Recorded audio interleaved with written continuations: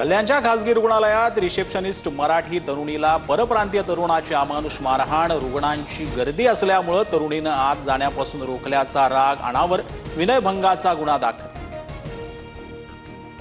कल्याणमधील पीडित तरुणीची मनसे नेते अविनाश जाधवांनी घेतली भेट। तुला मारणाऱ्या हाताचा बंदोबस्त करू, बदला घेऊ, मारहाण करणाऱ्या परप्रांतीय तरुणाला जाधवांचा इशारा।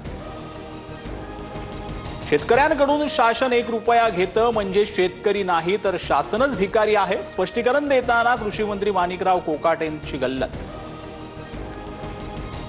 मंत्र्यांनी अशी वक्तव्य करणं चुकीचं, महाराष्ट्राची अर्थव्यवस्था अत्यंत उत्तम, शासन भिकारी असल्याच्या कोकाटेंच्या वक्तव्यानंतर फडणवीसांची तंबी।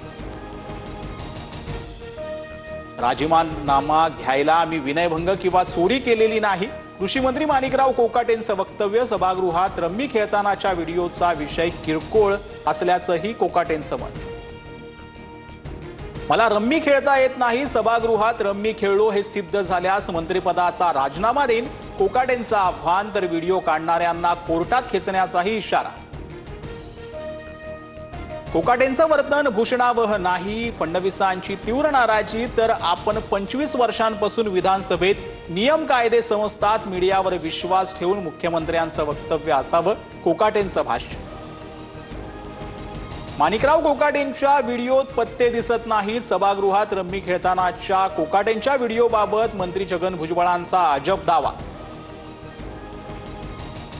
उद्धव ठाकरे आणि शरद पवारांकडून वाढदिवसानिमित्त फडणवीसांचं कौतुक, देवेंद्र यांच्या कार्याची गती अफाट, पवारांचे गौरव उद्गार।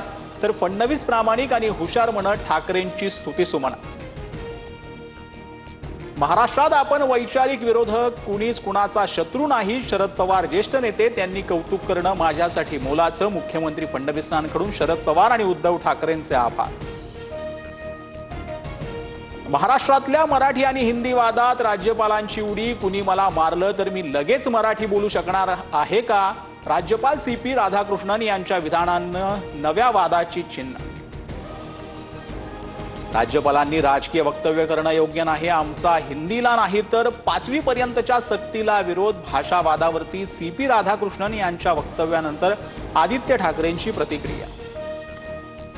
विदर्भ आणि मराठवाड्यामध्ये मुसळधार पाऊस, अनेक जिल्ह्यांमध्ये नद्यांना पूर आल्यानं जनजीवन विस्कळीत, शेतातील बंधारे फुटल्यानं जमिनी वाहून गेल्या, नुकसानीचे पंचनामे करण्याची मागणी।